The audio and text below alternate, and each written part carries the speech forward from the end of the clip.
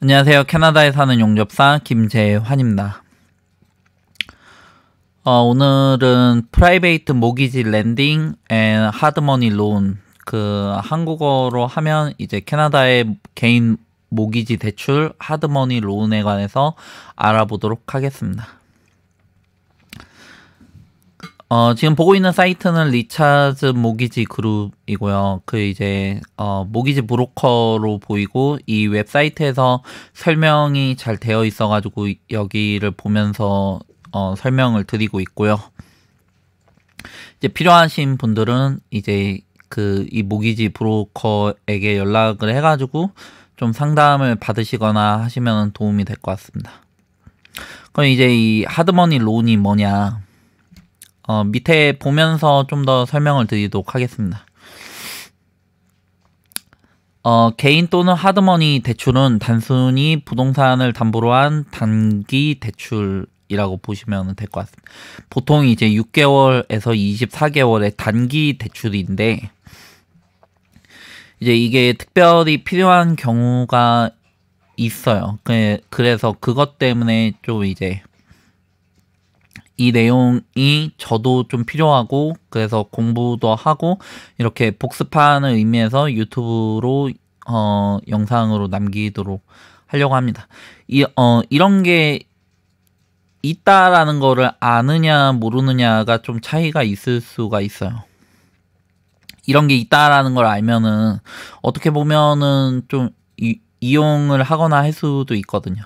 근데 이런 게 있다라는 거를 모르면은 이용을 할 수가 없게끔 되는 거죠.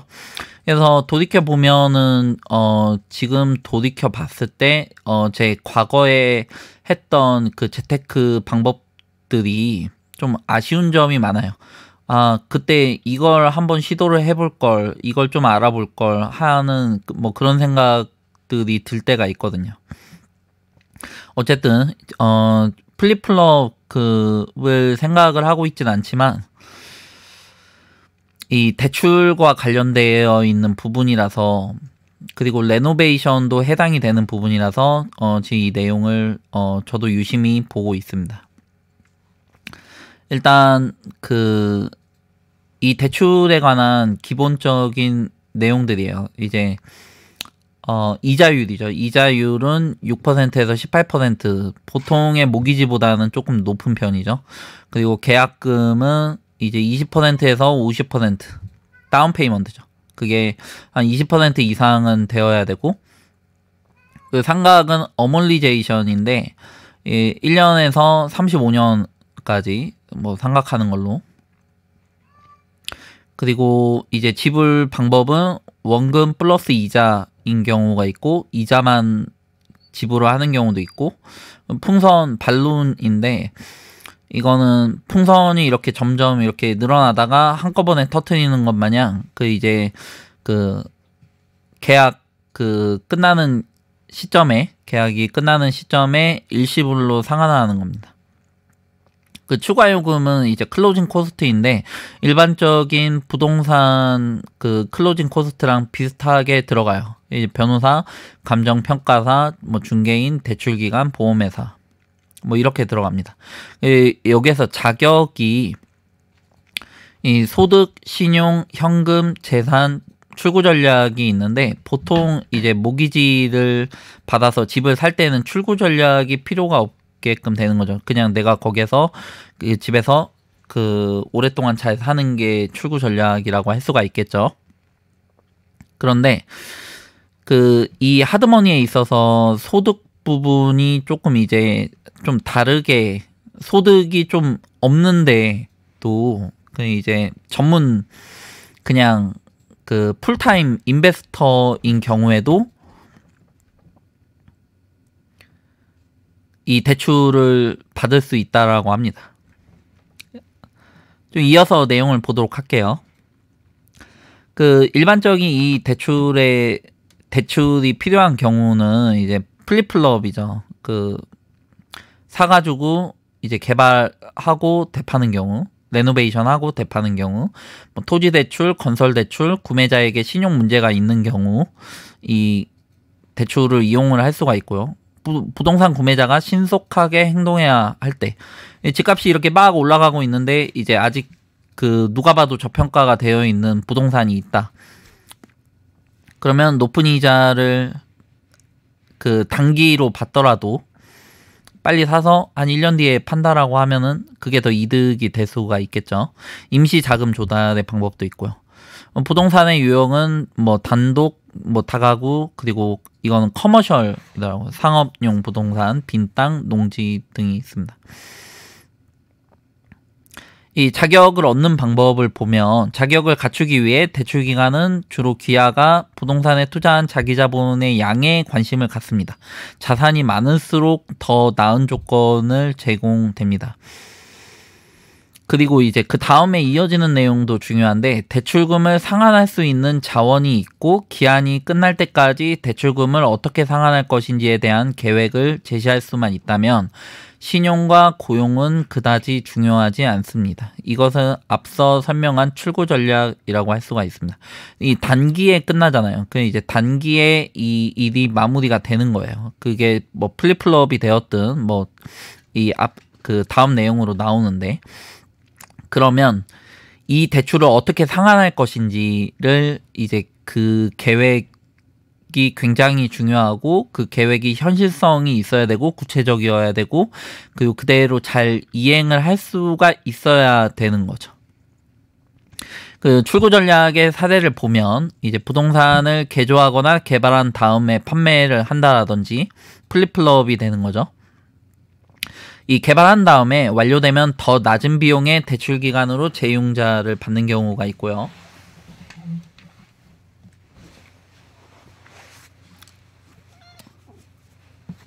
부동산을 파는 경우가 있고요. 상속 또는 합의가 임박한 경우가 있고, 신용 고용 개선이 예상이 되는 경우가 있어요.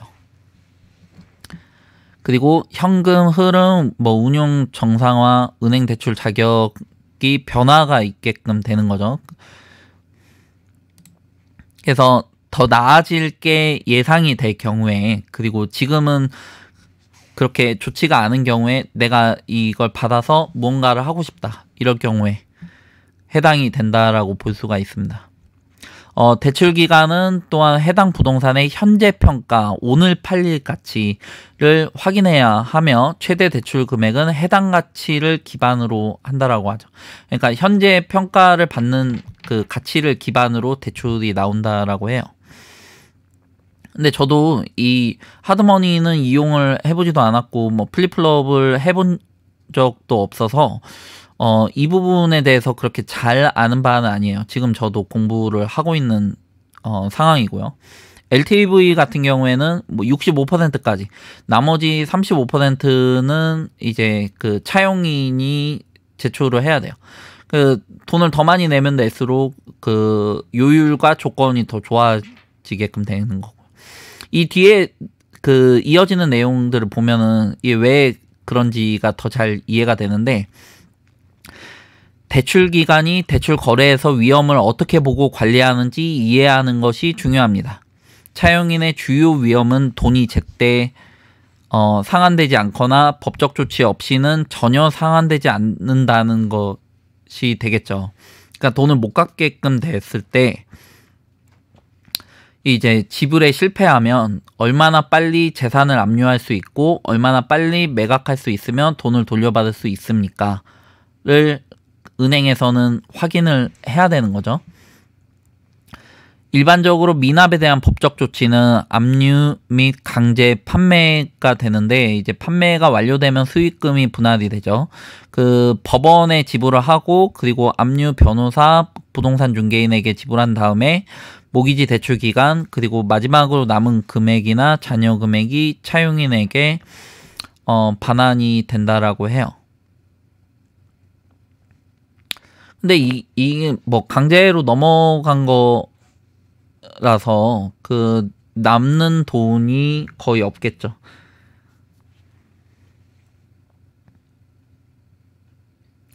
뭐 그러다 보니까는 LTV를 제한을 함으로 해가지고 대출 기간은 원금과 이자를 상환할 만큼 충분한 자금이 남아있는 지를 확인할 수가 있겠죠. 그래서 이거 만약에 일이 잘못됐을 때 그 은행에서는 이제 자신들의 몫을 돌려받을 수 있는지가 굉장히 중요한 부분이죠. 뭐 그러다 보면은 이제 65%만 대출을 해주고 35%를 뭐 그 뭐냐 차용인이 지불을 한다라고 하면,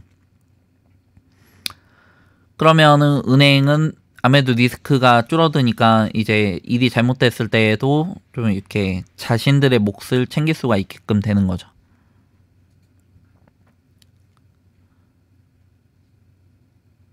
그래서 결론적으로는 이제 차용인이 투자금을 자신의 돈을 많이 넣으면 넣을수록 좀 이렇게 대출이 조금 수월해진다. 뭐 이렇게 보면 되겠고요. 거꾸로는 이제 리스크가 올라갈수록 이자도 올라간다. 뭐 이렇게 보시면 될 것 같습니다. 그 대출 기간이 돈을 버는 방법을 보여주는데 이 스프레드라고 해요. 그 한국말로는 예대마진이라고 하죠. 그 이제 은행이 예금을 받아서 그 이제 예금 이자를 뭐 1%를 잡고 이제 1%의 예금 이자를 준다라고 할 때 한 3%의 대출 이자를 받는다라고 하면 2%의 마진이 발생을 하게끔 되는 거죠. 은행이 돈이 엄청 많은 게 아니고 이제 예금을 받아서 이제 그 돈으로 대출을 주게끔 되는 거죠. 근데 이제 예금을 받을 때는 1%의 은행 이자를 주게끔 되고 이제 대출을 줄 때는 3%의 은행 이자를 받게끔 되는 거예요. 그럼 2%의 그 스프레드가 발생을 하는 거죠. 마진. 그래서 일반적인 은행의 스프레드는 연간 1.8%라고 합니다. 그래서 30만 불의 전통적 은행 모기지의 5년 기간으로 보면 1.8%의 스프레드라서 27,000불의 총 이익이 발생을 하는데, 개인 대출은 대출 기간이 이익 확산을 해야 한다는 점에서 유사하지만 그 단기적인 성격을 띠게끔 되는데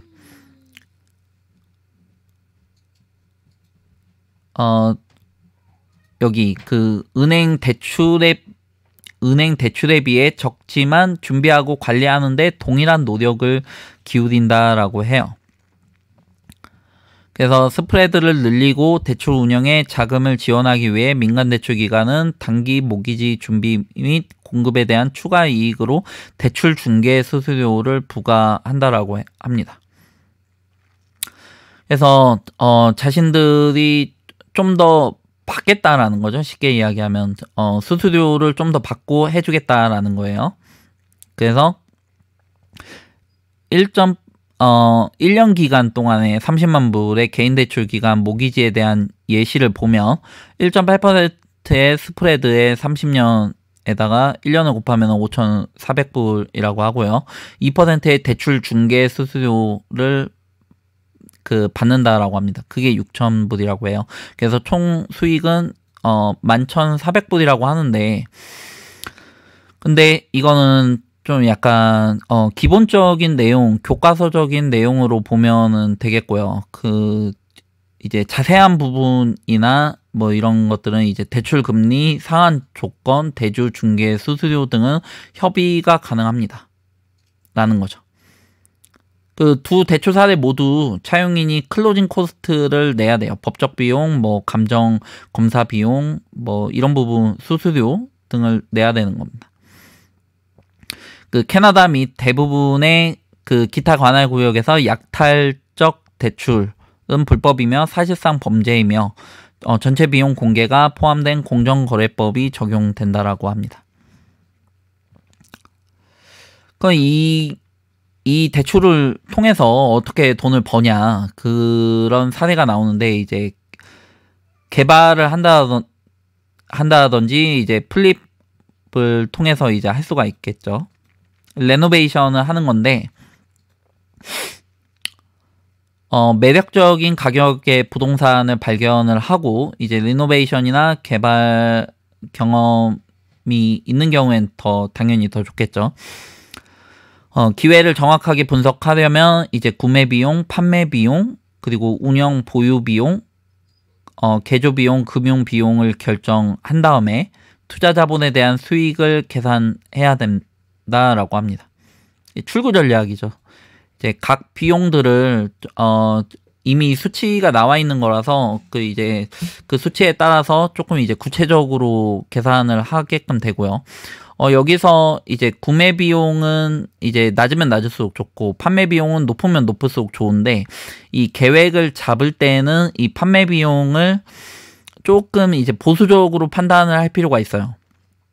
그래서 내가 원하는 집이 있는데 이제 이 집을 개발을 해가지고 이제 방 2개짜리를 방 3개로 만들고 뭐 펜스를 치고 뭐 이런 식으로 진행을 한다. 그러면은 그런 조건을 가진 다른 집들과 비교를 해가지고 어느 정도의 비용을 내가 예상할 수 있는지를 판단을 해야 되는데, 대도시들 같은 경우에는 이 판단할 수 있는 근거가 되는 다른 비슷한 유형의 집들이 많아요. 그런데 시골이라든지 이런 데에는 아무래도 없죠. 뭐 그러다 보니까는 은행 입장에서도 시골에 좀 외떨어진 곳에 집을 모기지를 내주기가 아니면 하드머니 대출을 해주기가 좀 어려운 점이 있어요. 이제 판단 근거라든지 무슨 일이 발생을 했을 때 집이 팔려야 되는데 안 팔릴 수가 있게끔 되는 거죠. 그러면은 가격을 엄청나게 낮춰야 되는데 그것도 쉽지가 않다 보니까 그렇습니다. 그리고 이제 부채 정리나 신용 개선 대출이 필요한 경우에 이제 이 예시가 나오는데 소득 상실이 된 거예요. 뭐 실업이라든지 뭐 갑자기 아프다라든지 뭐 사고를 당했다라든지, 그래서 일을 못 하게끔 되고 청구서가 연체되고 신용 등급이 너무 낮아서 기존의 은행 대출 기간은 더 이상 귀하의 기존 자산을 융자할 것을 제한을 하게끔 된다라고 해요. 페널티 박스로 들어가게끔 되는 거죠. 그런데 신용카드 같은 경우에는 19에서 29%이다 보니까 하드머니를 좀 이용을 해가지고 조금 이자를 낮추면서 이제 내가 복구를 할 수 있는 시간을 벌게끔 되는 거죠. 연체가 이미 진행이 된 거예요. 신용도 좀 어느 정도 깎인 거고요. 그럴 경우에 이제 신용은 조금 이제 깎였지만은 이제 내가 실업이나 건강 문제를 해결을 하고 좀 이렇게 다시 돈을 갚을 수 있는 기반을 마련을 할 수가 있는 거죠. 다음 부동산 구입, 이 경우에도 해당이 된다라고 하는데, 이제 예시에 그녀의 모든 자산은 현재 집에 갇혀 있고 그녀의 수입은 은행 모기지론을 받기에 충분하지 않습니다. 집이 2개가 되기 때문에 그래요. 그래서 은행 모기지론이 안 나오죠. 그럴 경우에 이제 그녀의 선택은 현재 집을 먼저 팔고 완벽한 부동산이 빨리 나오기를 바라거나, 아니면 이제 현재 집의 자산을 기반으로 단기 대출을 제공할 개인 대출 기관을 찾는 것입니다. 그래서 이제 하드머니를 받아서 개인 대출을 받아서 이제 새 집을 산 다음에 이사한 다음에 이제 원래 있던 집이 팔리면 이제 대출금을 상환을 하는 거죠. 건설 대출 자금 같은 경우에 공사가 1년 내에 끝나요. 아무리 늦어도 2년 내에는 끝나야지 되는 거거든요. 뭐 그럴 경우에 이제 단기가 되다 보니까 내가 이제 지어가지고 확실하게 돈을 벌 수가 있다. 그러면은 이제 돈을 조금 이제 받아서 이제 남은 마진 중에 뭐 은행에도 지불을 하고 뭐 변호사 비용, 리얼터 비용을 다 지불을 하고 남은 몫을 그걸 진행을 한 차용인이 가져가게끔 되는 거죠. 이제 가장 문제가 되는 게 집이 안 팔릴 때 어떡하냐. 이제 그냥 쉽게 보면은 가격을 낮추면은 집이 팔리겠죠. 이제 좀 이렇게 시골 지역이 아니고서는 좀 어느 정도 규모가 있는 대도시들은 보통 가격을 좀 더 낮추면은 금방 팔려요. 보통은 어지간히 특수한 경우가 아니고서는 좀 약간 데이터를 구할 수가 있어요. 그리고 이제 이 대출이 그 플립뿐만이 아니고 이제 다른 경우에도 이 대출을 이용할 수가 있는데, 이제 뭐 예를 들어서 이제 지하에 레노베이션이 필요할 경우에 이제 프라이베이트 랜딩이나 하드머니를 좀 찾아볼 수가 있겠죠. 약간 고금리이기는 한데 내가 대출을 더 받을 수 있는 여력은 없고, 내가 이 지하실을 개발을 해가지고 뭐 에어비앤비라든지 그 렌트를 해서 어떻게 갚겠다라는 계획을 이제 세우고 좀 이렇게 진행을 하게끔 되면은 은행에서도 그 신용이랑 소득이 모기지 론을 받기에는 한계치에 도달해 있고, 그 홈 이쿼티를 받기에는 그 내가 가지고 있는 이쿼티의 양이 너무 적은 거예요. 그럴 경우에 이제 이 대출을 좀 이용을 해볼 수가 있겠죠. 그래서 저도 유심히 보고 있고요. 그런데 이제 그 만약에 개발업자가 망치게끔 되면은 어떡하냐. 이제 그럴 경우에는 이제 좀 보완을 할 그 전략이 있죠. 돈을 분할 상환하는 거예요. 이제 처음에 이제 계약금을 내고, 그리고 재료값은 줘야 돼요. 그래야 공사를 진행을 할 수가 있죠. 그러고 이제 중간에 인스펙션이 필요한 경우에는 이제 본인이 직접 인스펙션을 할 수도 있겠지만, 내가 전문가가 아니다라고 하면은 인스펙터를 고용을 하기를 추천을 드려요. 그 인스펙터가 돈이 좀 들겠지만 인스펙션을 받고 좀 더 안전하게 공사가 진행이 되게끔 되는 거죠. 그러고 나서 이제 일이 마무리가 되면 이제 남은 잔금을 치르는데, 일 마무리가 되고 나서도 이제 마무리를 되게 깔끔하게 해줘야 되는데 그렇지 않을 경우가 있어요. 이제 그럴 경우를 대비를 해가지고 계약서에 명시를 해야 되고요. 그리고 이제 남은 잔금을 지불을 안 하는 방법도 있어요. 왜냐면은 좀 더 완성도 있게 마무리를 시키기 위해서 저는 다른 목수나 뭐 이런 전문직을 고용을 해야 될 필요가 있거든요.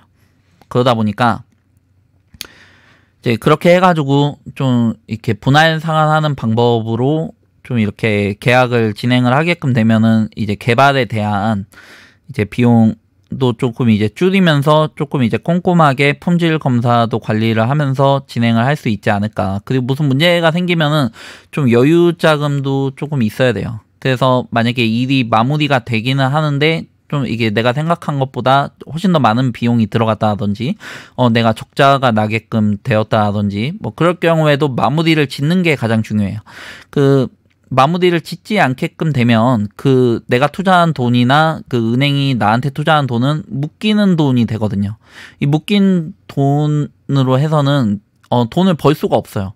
그러면은 이제 난감한 상황에 이제 처해지게끔 되는 거죠. 빨리 이걸 마무리를 지어야 거기에서 이제 돈을 벌어서 이제 대출금도 갚고 하는 건데, 계획대로 진행이 되어야 되는 건데 계획에 차질이 발생을 하게끔 되는 거죠. 이럴 경우에는 이제 만약에 마무리가 다 안 된 상태에서 공사가 중간 정도 진행이 되었다가 팔게끔 되면은 손해를 볼 수밖에 없어요. 이제 아무래도 헐값에 판다든지 루킹 어피어런스가 뭐 그렇게 썩 좋지가 않다든지 이런 문제가 발생을 하게끔 되는 거라서 이제 계획이 진행이 되면은 조금 이제 여유 자금도 조금 이제 가지고 시간적으로 자금적으로 여유를 가지면서 계획대로 진행을 해서 마무리를 짓고, 그리고 계획도 조금 이제 여유를 갖고 계획을 좀 안정적으로 보수적으로 세울 필요가 있다. 이렇게 이야기를 좀 드리고 싶습니다. 누군가에게는 도움이 되었으면 하네요. 지금까지 봐주셨다면 감사합니다. 감사합니다.